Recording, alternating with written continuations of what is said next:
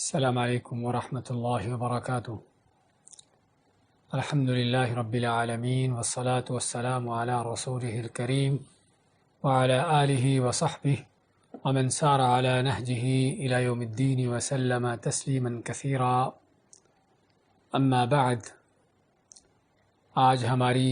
دورہ علوم شرعیہ کی فقہ الصلاۃ میں کلاس رہے گی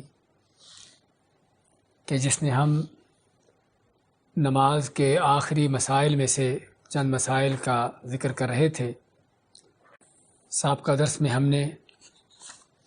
ذکر کیا تھا نماز استسقاء کا کہ بارش طلب کرنے کے لیے جو نماز پڑھی جاتی ہے کیسے پڑھی جانی ہے، اس کا کیا طریقہ ہے، اور اسی طرح اس سے پہلے نماز عیدین کے مسائل کا ذکر کیا تھا کہ عیدین کے مسائل کیا کیا ہیں اور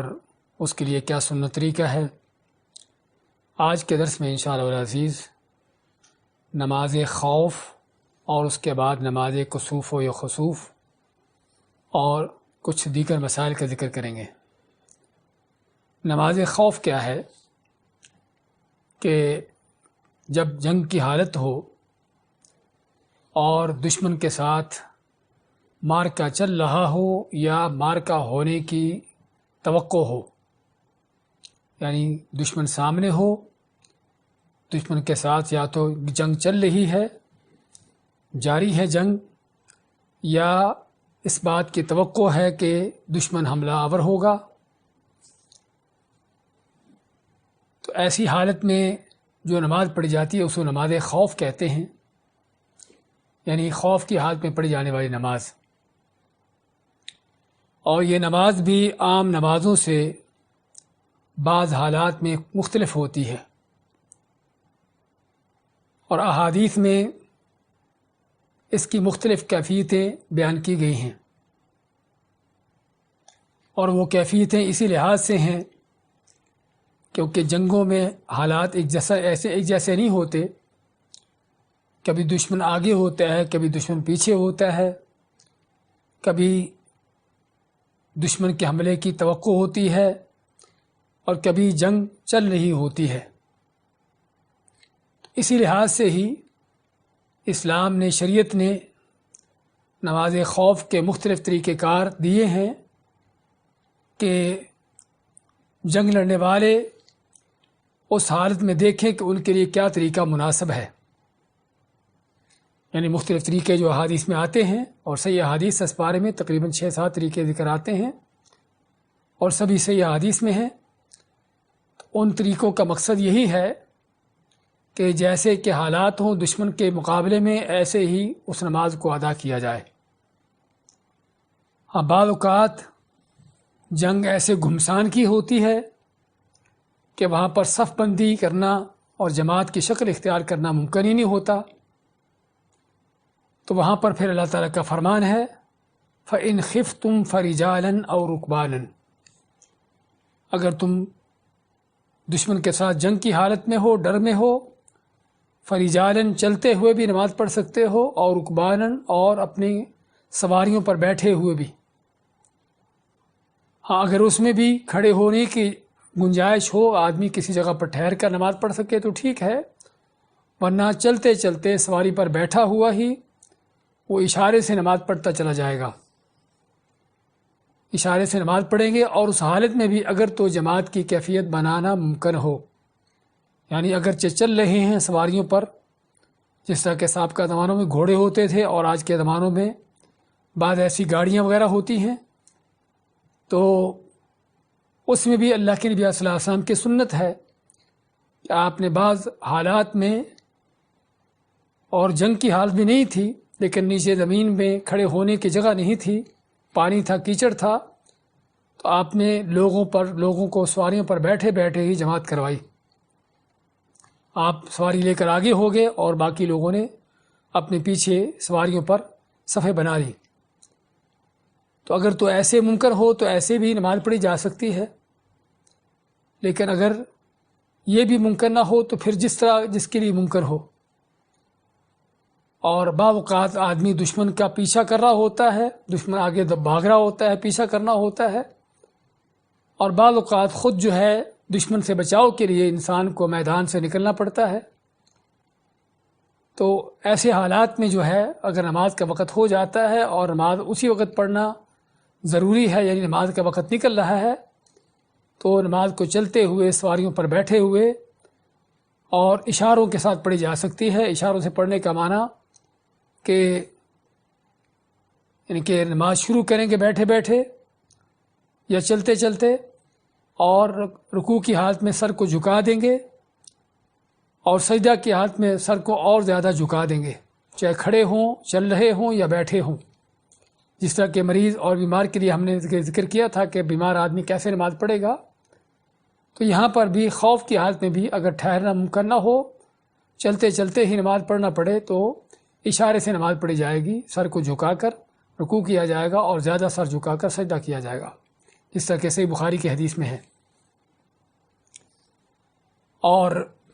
نماز کی ان کیفیتوں کو قرآن کریم میں ایک کیفیت ان میں سے بیان ہوئی ہے جس کا ہم ذکر کرتے ہیں۔ اللہ تعالیٰ کا فرمان ہے وَإِذَا كُنْتَ فِيهِمْ فَأَقَمْتَ لَهُمُ الصَّلَاةَ فَلْتَقُمْ طَائِفَةٌ مِّنْهُمْ مَعَكَ وَلْيَأْخُذُوا أَسْلِحَتَهُمْ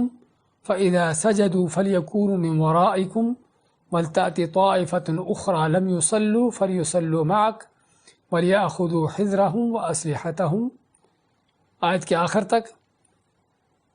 کیا معنی کہ اللہ تعالیٰ فرماتا ہے کہ جب تم اے مسلمانوں، جب یعنی آپ سے مخاطب کر کے فرماتا اللہ تعالیٰ کہ جب تم مسلمانوں کے ساتھ ہو، یعنی آپ مسلمانوں کی جماعت میں ہو اور ان کے لیے نماز کھڑی کرو، یعنی نماز کا وقت ہو جائے، تو چاہیے کہ ان کی ایک جماعت تمہارے ساتھ ہتھیار لے کر کھڑی ہو، پھر جب سجدہ کر چکیں تو یہ ہٹ کر تمہارے پیچھے آ جائیں، اور دوسری جماعت جس نے نماز نہیں پڑھی وہ آ جائے اور تمہارے ساتھ نماز ادا کرے اور اپنا بچاؤ اور ہتھیار ساتھ لے لے۔ یہ آیت کا معنی، یعنی اس کے مفہوم کیا ہے؟ اس میں جس طرح کی کیفیت بیان ہوئی وہ یہ کہ لشکر کو دو گروہوں میں تقسیم کیا جائے گا، ایک گروہ امام کے ساتھ نماز ادا کرے اور دوسرا گروہ دشمن کے مقابلے میں کھڑا رہے۔ یعنی لشکر کو، فوج کو دو حصوں میں تقسیم کیا جاتا ہے،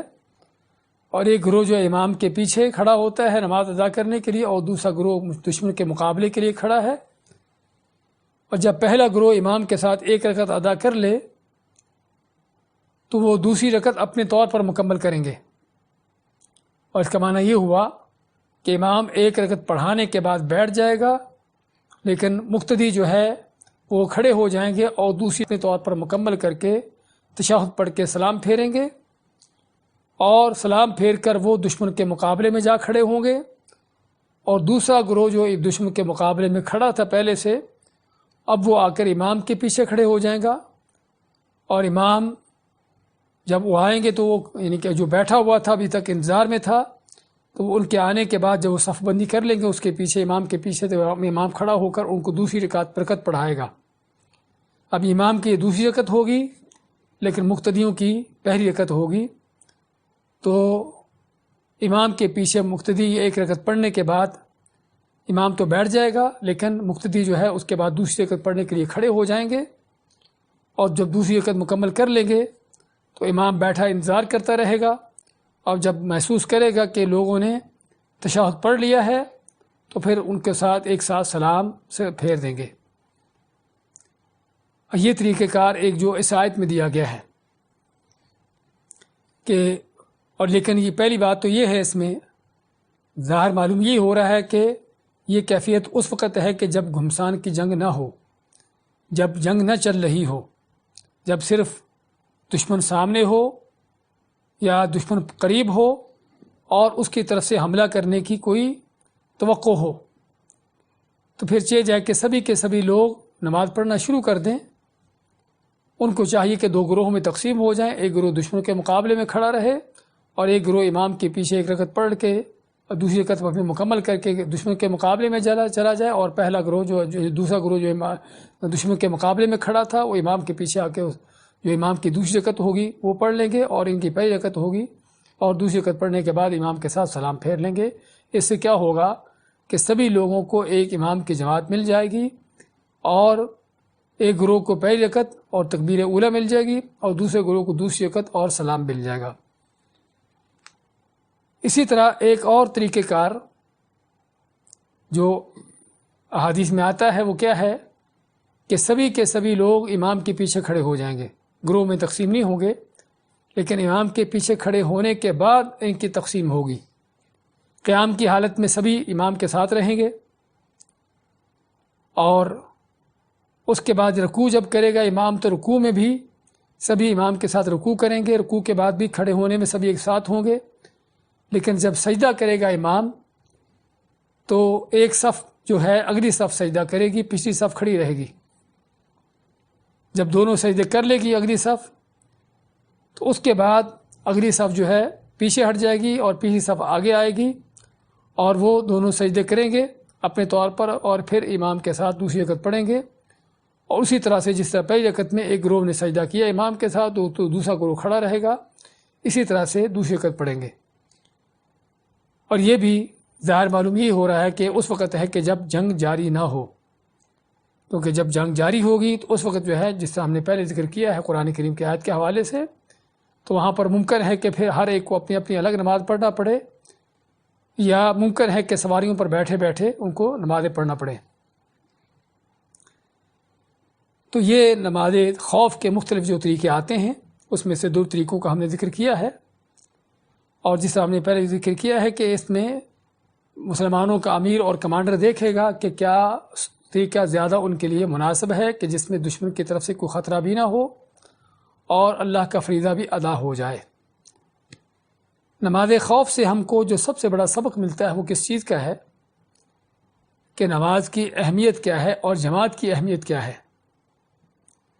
کہ پہلی بات تو نماز کی بھی حتیٰ کہ جنگ کی حالت میں بھی اس کو چھوڑنے کی گنجائش نہیں ہے،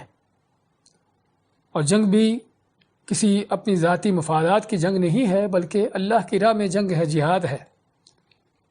اس حالت میں بھی نماز کو چھوڑنے کی اجازت نہیں، بلکہ نماز کو اپنے ٹائم پر پڑھنا ہے جہاں تک ممکن ہو۔ ہاں کبھی ایسی حالت بھی ہوتی ہے کہ لوگ جو ہیں وہ نہ تو جماعت کی شکل میں نہ اکیلے کسی حالت میں بھی نماز پڑھنا ان کے لیے ممکن نہیں ہوتا، تو وہاں پر پھر ممکن ہے کہ وہ نمازوں کو جمع کر لیں، نمازوں کو لیٹ کر سکتے ہیں، جس طرح کہ نبی کریم صلی اللہ علیہ وسلم نے جنگ خندق کے موقع پر کیا کہ کافروں کے ساتھ ایسی زبردست جنگ تھی کہ جس میں آپ کو نماز پڑھنے کی فرصت ملی ہی نہیں، نہ جماعت کے ساتھ نہ اکیلے طور پر، حتیٰ کہ سورج جب غروب ہو جاتا ہے تو اس کے بعد آپ عصر کی، اور بعض روایتوں میں یہ بھی آتا ہے کہ ظہر عصر کی اور مغرب کی تینوں نمازوں کو جمع کرتے ہیں۔ تو کہنے کا مقصد کہ اس سے ہمیں پتہ چلتا ہے کہ نماز کی کیا اہمیت ہے، اور اگر اسے کہیں پر چھوڑنے کی اجازت ہوتی، گنجائش ہوتی تو جنگ کی حالت میں، جہاد کی حالت میں ہوتی، لیکن اگر جنگ و جہاد کی حالت میں بھی نماز چھوڑنے کی گنجائش اجازت نہیں ہے تو پھر ہم دنیا کے کاموں کی خاطر نمازوں کو چھوڑ دیں، اپنے راحت و آرام کی خاطر نمازوں کو ترک کر دیں، اور صرف بعض اوقات جو ہے اپنے راحت و آرام بھی نہیں بلکہ جو ہے وہ میچ اور فلمیں اور اس طرح کی چیزوں کو دیکھنے کے لیے نمازوں کو لیٹ کر دیا جائے حتیٰ کہ نماز کا وقت نکل جائے، تو ایسے لوگوں کو اللہ کے سامنے جواب تیار کرنے کی ضرورت ہے کہ اللہ کے ہاں کیا جواب دیں گے کہ نماز کا وقت نکال دیا، جماعت چھوٹ گئی، کس وجہ سے؟ صرف میچ دیکھتے ہوئے، صرف فلم دیکھتے ہوئے، صرف دوستوں سے گپ شپ لگاتے ہوئے، صرف دنیا کے کسی کام کو نمٹاتے ہوئے۔ تو ان احادیث سے نماز خوف کی ساری چیزیں پتہ چلتا ہے کہ جو نماز جنگ کی حالت میں بھی، جہاد کی حالت میں بھی معاف نہیں ہے، اور دشمن کے ساتھ جنگ بھی حالت میں جہاں پر گردنیں کٹتی ہیں، جہاں پر خون بہتے ہیں اور جہاں پر بم پھٹتے ہیں، وہاں پر بھی نمازوں کو ان کے اوقات میں اور حتی الامکان جماعتوں کے ساتھ پڑھنے کا حکم ہے۔ تو اگر بغیر عذر کے جماعتیں چھوٹتی ہیں، نمازوں کے اوقات نکل جاتے ہیں، تو اللہ کے ہاں کیا جواب دیا جائے گا؟ ایسی چیز کو انسانوں کو سمجھنے کی ضرورت ہے۔ اس کے بعد ہمارے پاس ہے نماز کسوف یا خسوف، کیوں اور کیسے؟ مسئلہ نمبر 273 میں 273 میں کہ نماز کسوف یا خسوف، یہ دو نام آپ پڑھ رہے ہیں، کسوف اور خسوف، وہ سنتے بھی رہتے ہیں۔ عام طور پر سورج گرہن لگنے کی نماز کو نماز کسوف کہتے ہیں، اور چاند گرہن لگنے کی نماز کو نماز خسوف کہتے ہیں۔ لیکن بعض اس لفظ کو الٹ بھی دیتے ہیں کہ چاند کے گرہن کو کسوف کہہ دیتے ہیں اور سورج گرہن کو خسوف کہہ دیتے ہیں، اور لغوی طور پر اس میں کوئی ایسی بڑی بات نہیں، یعنی دونوں نام ایک دوسرے پر استعمال ہو سکتے ہیں، بلکہ چاند سورج دونوں کے گرہن کو کسوف بھی یا خسوف بھی کہا جا سکتا ہے۔ تو علی کل حال یہ نماز کسوف یا خسوف، چاند یا سورج گرہن لگنے کی نماز، اس نماز کی وجہ کیا ہے؟ اس نماز کی وجہ جو ہے وہ سورج یا چاند گرہن کا لگنا ہے۔ سورج گرہن لگ جائے، چاند گرہن لگ جائے، اس کی وجہ یہ ہے، اور اس کا معنی یہ ہوا کہ اس کے بغیر یہ نماز نہیں پڑھی جائے گی۔ یہ نماز صرف اس وقت پڑھی جائے گی جب چاند کو گرہن لگے یا سورج کو گرہن لگے۔ پہلی بات تو ہمیں یہ معلوم ہوئی، اور دوسری بات کہ اس نماز پڑھنے کا مقصد کیا ہے۔ چنانچہ نبی کریم علیہ السلام نے، جس طرح کہ ام المؤمنین عائشہ کی حدیث ہے، تو آپ کے زمانے میں سورج گرہن لگتا ہے،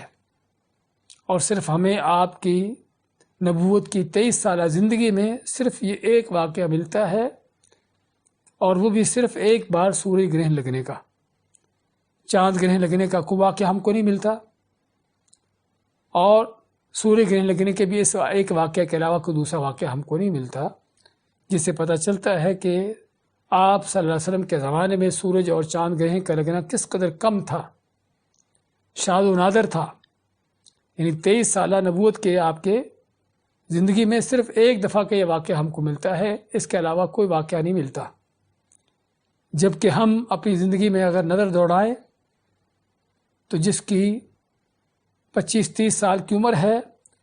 وہ بھی دیکھے گا کہ اس کی زندگی میں کتنی ہی بار چاند گرہن سورج گرہن لگ چکے ہیں، اور سورج خاص طور چاند گرہن لگنے کا واقعہ تو آئے دن پیش آتا رہتا ہے، اور یہ بھی قیامت کی نشانیوں میں سے ہے۔ یہ بھی قیامت کی نشانیوں میں سے ہے کہ سورج اور چاند گرہن کا کثرت سے لگنا۔ لگتا کیوں ہے سورج چاند گرہن؟ اس کے بعد سائنسی اسباب ہیں، ظاہری اسباب ہیں کہ چاند گرہن کیوں لگا، کہ سورج اور چاند کے درمیان زمین آ گئی۔ سورج گرہن کیوں لگا، کہ زمین اور سورج کے درمیان چاند آ گیا۔ یہ تو ایک اس کا ظاہری اور سائنسی سبب ہے،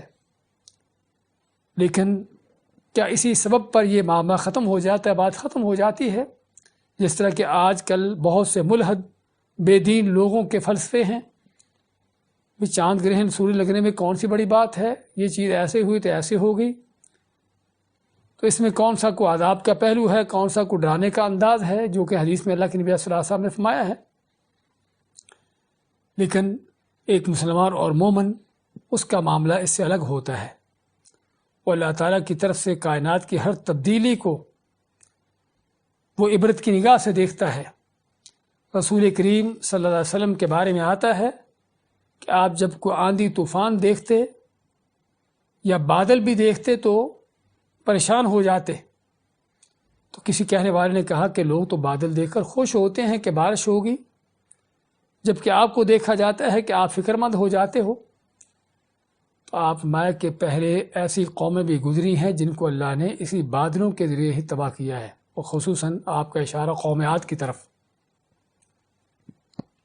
تو حتیٰ کہ راوی فرماتے ہیں کہ جب بارش ہو جاتی تو تب آپ مطمئن ہوتے کہ یہ بادل جو تھا کسی عذاب کے لیے نہیں تھا، بلکہ اللہ کی رحمت بارش برسانے کے لیے بھیجا گیا تھا۔ تو ہم بات کر رہے تھے رسول اکرم صلی اللہ علیہ وسلم کی اس سیرت سے، آپ کے اس چیز سے کیا ملتا ہے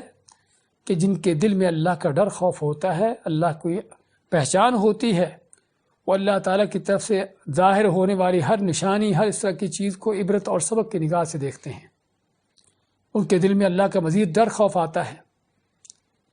لیکن ملحد، بے ایمان، بے دین، ان کا طریقہ کار ہوتا ہے کہ ان کے سائنسی تجزیات کر کے کہ یہ چیز ایسے ہوگی تو ویسے ہو گیا، ویسے ہوگی ایسے ہو گیا، اور بات وہیں پر ختم کر دی۔ سونامی کیوں آیا ہے کہ سمندر میں اس کی تہ میں کوئی لاوا پھٹا ہے، جس کے پھٹنے سے موجیں جو ہے اٹھی ہے، اور موجیں جو ہے زمین پر آگے پھیل گئی اور طوفان آ گیا، سونامی آ گئی۔ ہاں، کو پوچھنے والا پوچھے کو لاوا کیا ابھی پیدا ہوا تھا؟ اگر ابھی پیدا ہوا تو کس نے پیدا کیا ہے؟ یا پہلے سے وہ لاوا زمین میں موجود تھا اور اس کو پھاڑا ہے تو کس نے پھاڑا ہے؟ اسی طرح سورج یا چاند گرہن جو لگتے ہیں وہ کون لاتا ہے، کون لگاتا ہے، کس کی طرف سے ہے؟ اللہ کی طرف سے ہے۔ کائنات میں اگر پتا بھی جو گرتا ہے اللہ کی تقدیر کے بغیر نہیں گرتا، تو اتنی بڑی کائنات سورج اور چاند جیسی، اس کے اندر، اس کائنات کے اندر اتنی بڑی تبدیلی ایسی آ جائے گی بغیر اللہ کی تقدیر سے؟ ہاں، یہ اسی کی بات ہو سکتی ہے جس کا اللہ پر ایمان نہیں ہوتا، لیکن جس کا اللہ پر ایمان ہے اس کو پتہ ہے کہ کائنات کی ایک ایک چیز اللہ کی تدبیر سے چل رہی ہے۔ تو چنانچہ حدیث میں جس طرح آتا ہے کہ آپ کے زمانے میں سورج گرہن لگا، اور اللہ کی طرف سے جس دن سورج گرہن لگتا ہے اسی دن آپ صلی اللہ علیہ وسلم کے بیٹے ابراہیم فوت ہوتے ہیں۔ 18 ماہ کا یہ آپ کا بیٹا جو مدینہ میں فوت ہوا، اور اسلام سے پہلے جاہلیت میں لوگوں کے ہاں تصور یہ تھا کہ سورج اور چاند گرہن جب لگتے ہیں تو کوئی بڑا زمین پر حادثہ پیش آتا ہے تب لگتے ہیں، کوئی یا تو بہت عظیم ہستی پیدا ہوتی ہے یا پھر بہت بڑی کوئی ہستی شخصیت جو ہے فوت ہوتی ہے۔ تب جو ہے سورج اور چاند گرہن لگتے ہیں، تو اللہ کے نبی صلی اللہ علیہ وسلم جب سورج گرہن لگا تو لوگوں کو اکٹھا کیا، اور اکٹھا کرنے کے لیے نماز کسوف یا خسوف کے احکام میں سے یہ ہے کہ اس کے لیے نہ اذان ہے نہ اقامت ہے، جس طرح ہم نے نماز عیدین اور استسقاء کے لیے ذکر کیا تھا کہ ان کے لیے یعنی کہ ان نمازوں کے لیے نہ اذان ہے نہ اقامت ہے، تو ایسے ہی نماز کسوف و خسوف کے لیے بھی اذان اور اقامت نہیں ہے، لیکن اس نماز کسوف و خسوف کے لیے اعلان ہے۔ اعلان کیسے ہے؟ الصلاۃ جامعہ، الصلاۃ جامعہ، اس لفظ کو بلند آواز سے کہہ کر لوگوں کو بتانا ہے کہ نماز پڑھنے کے لیے اکٹھے ہونا ہے تاکہ لوگ جمع ہو جائیں۔ تو آپ نے اعلان کروایا الصلاۃ جامعہ کے نام سے، لوگ جمع ہو گئے، تو آپ نے نماز پڑھائی، اور نماز پڑھانے کا طریقہ انشاءاللہ آپ کو بتاتے ہیں۔ ابھی نماز پڑھانے کے بعد آپ نے خطبہ دیا، آپ نے خطبہ ارشاد فرمایا۔ اس خطبے میں کیا فرمایا کہ ان الشمس والقمر آیتین من آیات اللہ، آیتان من آیات اللہ، کہ سورج اور چاند دونوں اللہ کی نشانیوں میں سے نشانیاں ہیں، یخوف اللہ بہما عبادہ، کہ جن سے اللہ تعالیٰ پہ بندوں کو ڈر خوف دلاتا ہے۔ اور ایک روایت کے اندر کہ ان کا گرہن لگنا کسی کی زندگی موت سے متعلق نہیں ہے، بلکہ اللہ تعالیٰ صرف بندوں کو ڈرانے کے لیے، سبق دلانے کے لیے ان کو گرہن لگاتا ہے۔ تو آپ میں کہ جب تم دیکھو کہ گرہن لگا ہے سورج یا چاند کو، تو فوری طور پر جو ہے اللہ کی طرف لوٹو، توبہ استغفار کرو، اللہ سے بخشش مانگو اور نماز پڑھو۔ تو چنانچہ یہ ہے نماز کسوف و خسوف کی وجہ، وہ کیا ہے کہ سورج یا چاند گرہن کا لگنا، اور اللہ تعالیٰ یہ چیز کیوں کرتا ہے؟ بندوں کو ڈرانے کے لیے، بندوں کو اپنی نشانیاں دکھانے کے لیے کہ اللہ تعالیٰ کن قدرتوں کا مالک ہے، اور جو اس انداز سے کائنات میں تبدیلی لا سکتا ہے، وہ ایک وقت میں اس کائنات کو تباہ کر کے اس کی جگہ پر دوسری کائنات بھی بسا سکتا ہے۔ اللہ تعالیٰ کی قدرت کا بیان اس میں۔ تو آپ فرمائے کہ جب تم دیکھو سورج چاند کو گرہن لگے ہوئے تو کیا توبہ استغفار کرو اور نماز پڑھو۔ نماز کا طریقہ کار کیا ہے؟ نماز کسوف و یا خسوف جو ہے عام نمازوں سے الگ تھلگ ہے، منفرد نماز ہے، جس کا ہم طریقہ ابھی پڑھتے ہیں۔ ام المؤمنین عائشہ رضی اللہ عنہا کی حدیث ہے جس کا ہم ترجمہ بیان کریں گے ٹائم کو اختصار کے پیش نظر، کہ فرماتی ہیں کہ رسول اکرم صلی اللہ علیہ وسلم کے زمانے میں سورج گرہن لگا تو آپ صلی اللہ علیہ وسلم لوگوں کو نماز پڑھنے کے لیے آپ کھڑے ہوئے اور ان کو جمع کیا، نماز شروع کی آپ نے جس طرح شروع کرتے ہیں اللہ اکبر کہہ کر بغیر اقامت کے، فاتحہ پڑھی، فاتحہ کے بعد فرماتی ہیں کہ آپ نے لمبی قراءت کی، آپ نے فاتحہ پڑھنے کے بعد لمبی قراءت کی، حتیٰ کہ فرماتی ہیں کہ آپ کی یہ قراءت اتنی لمبی تھی کہ جو سورہ بقرہ کے برابر ہو، یعنی تقریباً 2.5 پاروں کے قریب، اتنی لمبی آپ نے قراءت کی۔ پھر اس کے بعد آپ نے رکوع کیا، جس طرح رکوع کیا جاتا ہے، اور رکوع بھی فرماتی ہیں کہ بہت لمبا کیا، بہت لمبا رکوع کیا، اور پھر رکوع کے بعد آپ کھڑے ہوئے، لیکن کھڑے ہو کر کیا کیا؟ پھر سے آپ نے فاتحہ پڑھی اور فاتحہ کے بعد تلاوت شروع کر دی۔ فاتحہ کے بعد آپ نے کھڑے ہو کر سمع اللہ لمن حمدہ کہنے کے بعد آپ نے فاتحہ پڑھی، اور فاتحہ پڑھنے کے بعد آپ نے تلاوت شروع کر دی اور لمبی تلاوت کی، لیکن یہ تلاوت جو ہے رکوع سے پہلے کی تلاوت سے کم تھی، یعنی اگر رکوع سے پہلے کی تلاوت سورہ بقرہ کے برابر تھی تو یہ تلاوت اس سے کم۔ اس کے بعد پھر آپ نے رکوع کیا، جس طرح رکوع کیا جاتا ہے، اور لمبا رکوع کیا، لیکن پہلے رکوع سے تھوڑا کم۔ رکوع کے بعد کھڑے ہوئے، جس کو ہم قومہ کہتے ہیں، اور رکوع کے بعد کھڑے ہونے کی دعا وغیرہ پڑھنے کے بعد پھر آپ سجدہ کرتے ہیں، پہلا سجدہ، پھر سجدوں کے درمیان بیٹھتے ہیں، پھر دوسرا سجدہ کرتے ہیں۔ لیکن فرماتی ہے عائشہ رضی اللہ تعالیٰ عنہا کہ سبھی یہ چیزیں آپ کی لمبی تھیں۔ رکوع کے بعد لمبی دیر تک کھڑے ہوئے، سجدہ بھی آپ نے لمبا سجدہ کیا، سجدوں کے درمیان لمبا عرصہ تک بیٹھے، اور پھر دوسرا سجدہ بھی آپ نے لمبا کیا، لیکن پہلے سجدے کی نسبت تھوڑا کم، اور اس انداز سے آپ نے ایک رکعت مکمل کی، اور پھر دوسری رکعت کے لیے کھڑے ہوئے۔ کھڑے ہو کر پھر آپ نے تلاوت کی فاتحہ پڑھ کے، لیکن یہ تلاوت جو ہے پہلی رکعت کی تلاوت سے کم، اور لیکن لمبی تلاوت تھی، اور تلاوت کر کے آپ رکوع جاتے ہیں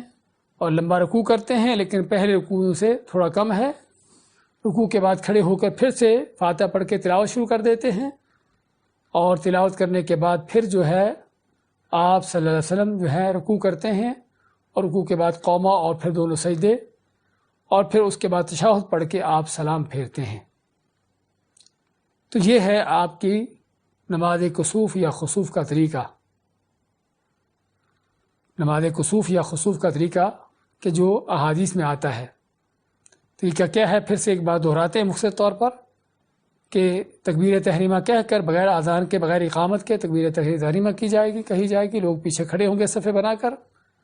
اور تکبیر کہہ کر ثنا پڑھنے کے بعد فاتحہ پڑھ کے اس کے بعد لمبی تلاوت کی جائے گی جو سورہ بقرہ کے قریب کے برابر ہو، اور اس کے بعد رکوع کیا جائے گا جو لمبا رکوع ہوگا۔ رکوع کے بعد پھر کھڑے ہو کر سمع اللہ لمن حمدہ کہہ کر کھڑے ہوں گے، اور فاتحہ پڑھنے کے بعد پھر سے تلاوت شروع کر دیں گے، اور لمبی تلاوت کریں گے جو پہلی تلاوت سے کم ہوگی، اور پھر دوسرا رکوع کریں گے اس رکعت کے اندر، اور رکوع جو ہے پہلے رکوع کی نسبت تھوڑا کم ہوگا، اور پھر رکوع کے بعد کھڑے ہونا، پھر سجدہ کرنا، پھر بیٹھنا، پھر دوسرا سجدہ کرنا، اور اسی طرح پھر دوسری رکعت کو مکمل کرنا۔ لیکن دوسری رکعت کی ساری چیزیں جو ہیں، ہر چیز جو بعد میں آنے والی ہے پہلے کی نسبت وہ کم ہوگی، یعنی اس کی مقدار، اس کی توارت جو ہے وہ پہلے کی نسبت کم رہے گی۔ اس سے کیا معلوم ہوا کہ نماز کسوف یا خسوف کے دو رکعتیں ہیں، لیکن ہر رکعت میں 2 رکوع اور 2 سجدے ہیں، اور یہ وہ خصوصیت ہے جو نماز کسوف و خسوف کی ہے، صرف کسی اور نماز کا یہ طریقہ نہیں ہے۔ حتیٰ کہ نماز خوف جس کا ہم ذکر کر رہے تھے، اس میں رکعتوں کی تعداد کم ہو جاتی ہے، 4 کی بجائے بلکہ بعض اوقات 2 بھی ہو جاتی ہے، بلکہ بعض اوقات 1 رکعت بھی ہو جاتی ہے، اور یہ بھی گنجائش ہے کہ اگر کھڑے ہو کر نماز نہ پڑھ سکتے ہو تو چلتے چلتے بھی سواری پر بیٹھے بیٹھے پڑھ سکتے ہیں۔ ہاں، اس میں اور بھی کافی اختلافات ہیں، لیکن نماز کے طریقے میں کوئی اختلاف نہیں ہے۔ نماز کا طریقہ وہی ہے جو عام نماز کا طریقہ ہوتا ہے، لیکن امام کے پیچھے کون کھڑا ہوگا، کون نہیں کھڑا ہوگا، کون کس وقت ہوگا، ان چیزوں میں اختلاف ضرور ہے۔ لیکن نماز کسوف و خسوف جو ہے اس حوالے سے نماز کا طریقہ ہی مختلف ہے، اس لیے اس کا منفرد طریقہ ہے جس کو ہمیں سمجھنے کی ضرورت ہے۔ تو اس کی 2 رکعتیں ہوگی، اور ہر رکعت میں 2 رکوع اور 2 سجدے ہوں گے۔ تو یہ ہے نماز کسوف و خسوف۔ اور کب تک پڑھنا ہے؟ یہاں یہ نماز پڑھنے کے بعد اس کے بعد کیا خطبہ بھی دینا ہے؟ ہاں، خطبہ دینا سنت ہے۔ پہلی بات تو بذات خود نماز کسوف و خسوف کا حکم کیا ہے، اس کے بارے میں جو علماء کا صحیح قول ہے کہ نماز فرض ہے، یہ نماز بھی فرض ہے، مردوں کے اوپر فرض ہے کہ وہ مسجدوں میں آ کر یہ جماعتوں کی شکل میں اس نماز کا اہتمام کرے۔ کیونکہ دلیل کیا ہے اس کے فرض ہونے کی؟ آپ نے حکم دیا کہ جب تم دیکھو کہ سورج یا چاند کو گرہن لگتا ہے تو اللہ سے توبہ استغفار کرو اور افزعوا الی الصلاۃ، اور فوراً نماز پڑھنے کے لیے آؤ۔ تو آپ نے باقاعدہ حکم دیا ہے، اور جب آپ کے زمانے میں سورج گرہن لگتا ہے تو آپ باقاعدہ خود بھی نماز پڑھتے ہیں اور اعلان کرواتے ہیں الصلاۃ جامعہ کے نام سے، اور لوگوں کو بھی جمع کرتے ہیں ان کے ساتھ مل کر جماعت کرواتے ہیں۔ تو جس سے پتہ کیا چلتا ہے کہ آپ کا حکم بھی اور آپ کا عمل بھی، دونوں چیزیں جمع ہو گئیں اور دونوں ہی میں تاکید ہے۔ تو اس بات کا معنی پتہ چلا کہ یہ نماز فرض ہے، سنت نہیں ہے، بلکہ نماز کسوف و خسوف پڑھنا فرض ہے، فرائض میں سے ہے۔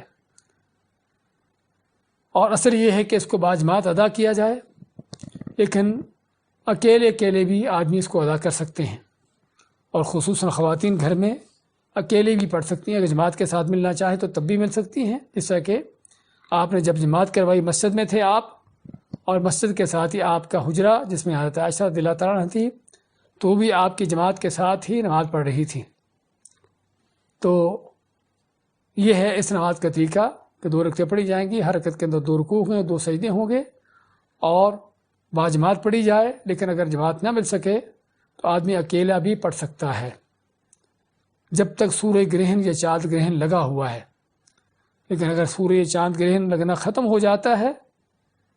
تو پھر کیا ہے، یعنی اس کا گرہن ختم ہو گیا تو اس کے بعد یہ نماز کا وقت بھی ختم ہو گیا۔ یعنی دوسرے الفاظ میں آپ یہ کہیے کہ نماز کسوف و خسوف کی قضا نہیں ہے۔ کیوں کس وجہ سے قضا نہیں ہے؟ کیونکہ ان نمازوں کا تعلق گرہن کے ساتھ ہے، سورج چاند گرہن کے ساتھ اس کا تعلق ہے۔ تو جب تک گرہن باقی ہے اس وقت تک یہ نماز پڑھیں گے، اور گرہن ختم ہو گیا تو اس کے بعد اس نماز کا پڑھنا جائز نہیں، بلکہ سنت کے سراسر خلاف ہے۔ تو چنانچہ ہمیں نماز کسوف اور خسوف کا یہ طریقہ بیان کیا۔ اس کے بعد کہ کیا خطبہ بھی دینا چاہیے؟ آپ سب میں خطبہ دیا ہے، تو خطبہ دینا سنت ہے۔ بہتر ہے کہ نماز کسوف و خسوف کے بعد خطبہ دیا جائے کہ جس میں لوگوں کو اللہ کے عذاب سے ڈرایا جائے، جس طرح کہ آپ نے انداز اختیار کیا تھا، اللہ کی نعمتوں کی یاد دلائی جائے، کیونکہ اللہ تعالیٰ کی کائنات میں اس طرح کی جو تبدیلیاں آتی ہیں، اللہ تعالیٰ بندوں کو جو اپنی اس طرح کی نشانیاں دکھاتا ہے، کس لیے دکھاتا ہے؟ بندوں کو ڈرانے کے لیے، جس طرح کہ حدیث میں بھی اور اللہ تعالیٰ کا اسی طرح قرآن کریم میں بھی کئی جگہوں پر اس بات کا بیان ہے کہ اللہ تعالیٰ بندوں کو ڈراتا ہے، ان کو بندوں کو نشانیاں دکھاتا ہے ان کو ڈرانے کے لیے۔ اور عقل مند وہ ہے کہ جو ان نشانیوں کو دیکھ کر واقعی اللہ سے ڈرتا ہے، اس کے دل میں اللہ کا ڈر خوف پیدا ہوتا ہے۔ اور بے وقوف ہٹ درم اور عقل کا اندھا وہ ہے کہ جو ان نشانیوں کو دیکھنے کے باوجود بھی ٹس مس نہ ہو، بلکہ ان کے سائنسی تجزیات کر کے وہیں پر ان کو ختم کر دے۔ تو اس لیے یہ ہے نماز کسوف و خسوف کہ جس کا حکم بیان کیا کہ یہ فرائض میں سے ہے، فرض نمازوں میں سے ہے، اور اس کے پڑھنے کا اہتمام کرنا چاہیے۔ اور اصل یہ ہے باجماعت ہو، لیکن اگر کسی کو جماعت نہ مل سکے تو اکیلا بھی پڑھ سکتا ہے۔ اس کے بعد ہم نماز استخارہ ہے، لیکن ہم اس نماز استخارہ کو اگلے درس میں لیٹ کریں گے تاکہ اس کے تفصیلی احکامات ایک ہی بار لیے جا سکیں۔ مسئلہ نمبر 276 میں 176 میں نماز چاشت یا صلاۃ الضحیٰ کا بیان ہے۔ نماز چاشت یا صلاۃ الضحیٰ، نماز چاشت اور صلاۃ الضحیٰ کے بیان سے پہلے ہم جانتے ہیں کہ ایک نماز ہے جس کو اشراق کی نماز کہتے ہیں۔ ہاں، اس نام سے کوئی حدیث اندر نماز نہیں ہے۔ پہلی بات تو ہمیں یہ معلوم ہونا چاہیے کہ اشراق کی نماز یا نماز اشراق یا صلاۃ الاشراق، اس نام سے احادیث میں کسی نماز کا ذکر نہیں ہے۔ لیکن اس وقت سورج طلوع ہونے کے بعد جب سورج اوپر اٹھاتا ہے تو اس وقت 2 رکعتیں پڑھنا یا 4 رکعتیں پڑھنا سنت ہے۔ خود نبی صلی اللہ علیہ وسلم بھی کیا کرتے تھے ایسا، اور آپ نے ایسا کرنے کی ترغیب بھی دلائی کہ آدمی سورج نکلنے کے بعد اپنے فجر کی نماز پڑھ کے اپنی جگہ پر بیٹھا رہے، چاہے مسجد میں نماز پڑھی ہے تو مسجد میں، اگر لاک ڈاؤن ہے جس طرح کہ آج کل گھروں میں نماز پڑھتے ہیں تو گھروں میں نماز پڑھ کے آدمی اپنی جگہ بیٹھا رہے اور ذکر اذکار میں مشغول رہے، قرآن کی تلاوت کرتا رہے، یا قرآن کو سیکھنے سمجھنے میں ان چیزوں میں مصروف رہے، اور حتیٰ کہ جب سورج طلوع ہو تو سورج طلوع ہونے کے بعد جب اوپر اٹھاتا ہے تو اس کے بعد وہ 2 رکعتیں پڑھ کے وہاں سے اٹھے تو اللہ تعالیٰ اس کو کیا ثواب دیتا ہے؟ آپ صلی اللہ علیہ وسلم کا فرمان ہے، جس طرح کہ ترمذی کے حسن حدیث ہے، من صلی صلاۃ الغداء فی جماعت ثم قعد یذکر اللہ حتی تطلع الشمس ثم صلی رکعتین کانت له کاجر حجۃ وعمرہ قال قال رسول اللہ صلی اللہ علیہ وسلم تامۃ تامۃ تامۃ۔ آپ مانتے ہیں کہ جس نے فجر کی نماز با جماعت ادا کی اور پھر نماز پڑھنے کے بعد بیٹھا رہا، اللہ کا ذکر کرتے ہوئے اللہ کا ذکر کرتا رہا حتیٰ کہ سورج طلوع ہو جائے، اور سورج طلوع ہونے کے بعد وہ 2 رکعتیں پڑھے، کانت لہو کاجر حجۃ وعمرۃ، آپ فرماتے ہیں تامتن تامتن تامتن، اس کے لیے مکمل حج اور عمرے کا ثواب ہوگا۔ اور یہ محض اللہ کا فضل ہے کہ نماز پڑھ کے صرف چند منٹ آدمی ذکر اذکار کرنے بیٹھتا ہے یا اللہ کے دین کو سیکھنے سکھانے بیٹھتا ہے، قرآن کی تلاوت کرتا ہے۔ ہاں یہ شرط ہے، اگر وہ دنیا کے کاموں میں پڑ جاتا ہے، بیٹھا تو مسجد میں ہے لیکن دنیا کی گپ شپ چل رہی ہے، تو اللہ عالم اس کے لیے ثواب نہیں ہے، کیونکہ آپ کا فرمان کیا ہے؟ ثم قعد یذکر اللہ حتی تطلع الشمس، کہ وہ نماز پڑھ کے بیٹھا حتیٰ کہ سورج بیٹھا ذکر کرتا رہا، نماز کے بعد بیٹھ کر ذکر اذکار کرتا رہا حتی تطلع الشمس، یہاں تک کہ سورج طلوع ہو جائے۔ تو اس سے پتہ چلا کہ نماز کے بعد جو بیٹھنا ہے وہ یعنی اذکار کرتے ہوئے بیٹھنا ہے، تلاوت کرتے ہوئے بیٹھنا ہے، اللہ کے کسی دین کے کام میں مشغول ہونا ہے۔ اور اگر کوئی علم کی مجلس ہو، جس طرح کہ آپ لوگ تفسیر کی کلاس اٹینڈ کرتے ہیں، تو اس کے بارے میں معلوم ہونا چاہیے کہ سب سے افضل ذکر جو ہے وہ اللہ کے دین کا علم ہے۔ اور اس لیے ائمہ اکرام میں امام شافعی رحمۃ اللہ علیہ نے انہوں نے عام نفل نوافل سے نماز کا قرآن کا علم حاصل کرنا، دین کا علم حاصل کرنا، اس کو کہا ہے کہ اس سے کہیں زیادہ اہم اور کہیں زیادہ افضل ہے۔ تو مقصد ہے کہ آدمی فجر کی نماز کے بعد سورج طلوع ہونے تک اللہ کے اذکار میں، قرآن کی تلاوت میں، قرآن کو سیکھنے سکھانے میں، اللہ کے دین کو سیکھنے سکھانے میں مصروف رہے۔ اس کے بعد وہ سورج نکلنے کے بعد جب سورج اوپر اٹھاتا ہے، اس کے بعد وہ 2 رکعتیں پڑھ کے وہاں سے اٹھے تو اللہ تعالیٰ اس کو مکمل حج اور مکمل عمرے کا ثواب دے دیتا ہے، کہ جس حج عمرے کی بڑی لوگوں کی تمنائیں ہوتی ہیں، بڑی اس کو کرنے کے لیے ان کی کوششیں محنتیں ہوتی ہیں، بڑے مال خرچ ہوتے ہیں، لمبے سفر طے کرتے ہیں، اور بعض اوقات بڑے بڑے خطرات بھی مول لیتے ہیں، لیکن اللہ تعالیٰ گھر میں بیٹھے ہوئے ہی، مسجد میں ہی، اپنے شہر میں ہی، اپنے علاقے میں ہی آپ کو اتنا بڑا اجر دے دیتا ہے۔ لیکن صرف تھوڑی سی اس کام کے لیے ہمت کی ضرورت ہے کہ شیطان کو دور کیا جائے اور نیند سونے کا جو روٹین ہے اس کو ختم کیا جائے اور اتنا بڑا اجر و ثواب حاصل کیا جائے۔ اور یہ چیز اللہ کے نیک بندوں کے ہاں اس قدر اہم ترین تھی کہ ان کی زندگی کا اہم ترین حصہ، ان کے دن کا سب سے اہم ترین کام یہ ہوتا تھا۔ جس طرح کہ ابن تیمیہ رحمۃ اللہ علیہ کے بارے میں آتا ہے، وہ فرماتے تھے کہ یہ میرا ناشتہ ہے، یہ میری اصل غذا ہے، اگر میں حاصل نہیں کرتا تو مجھے کوئی غذا نہیں مل سکتی۔ تو خیر کہنے کا مقصد یہ تھا، اللہ کے نبی صلی اللہ علیہ وسلم کی سنت بھی تھی، جس طرح کہ عائشہ فرماتی ہے کہ آپ فجر کے بعد بیٹھے رہتے اپنی جگہ پر، اور سورج نکلنے کے بھی کافی دیر بعد تک وہاں پر بیٹھ کے پھر اٹھتے۔ تو اس سنت کو ہمیں زندہ کرنا چاہیے، اس پر عمل کرنا چاہیے، جس کا اتنا بڑا اجر و ثواب ہے۔ اچھا، یہ نماز جو ہم پڑھتے ہیں سورج نکلنے کے بعد، اس کے اوپر اٹھانے کے بعد، اوپر اٹھنے کا وقت کتنا ہے؟ سورج طلوع ہونے کے وقت سے تقریباً 12 سے 15 منٹ کے بعد سورج یعنی اوپر اٹھاتا ہے، اور وہ وقت ایسا ہو جاتا ہے کہ جس میں آدمی نماز پڑھ سکتا ہے۔ اس کو ہمارے ہاں نماز شروع کا نام دیتے ہیں، لیکن ہم ذکر کر رہے تھے کہ اس نام سے حدیث کے اندر کوئی نماز نہیں ہے۔ آپ نے نماز پڑھنے کا حکم دیا ہے یا ترغیب دلائی ہے، خود بھی آپ ظاہراً پڑھتے ہوں گے، لیکن ذکر نہیں ملتا کہ آپ جو ہے سورج نکلنے کے بعد جب بیٹھتے، سورج نکلنے کے بعد تک بیٹھتے تو کیا نماز پڑھ کے اٹھتے تھے، اس کا کوئی حدیث میں ذکر نہیں آتا، لیکن آپ کی دی ہوئی تعلیم ہی کافی ہے، یہی سنت کافی ہے۔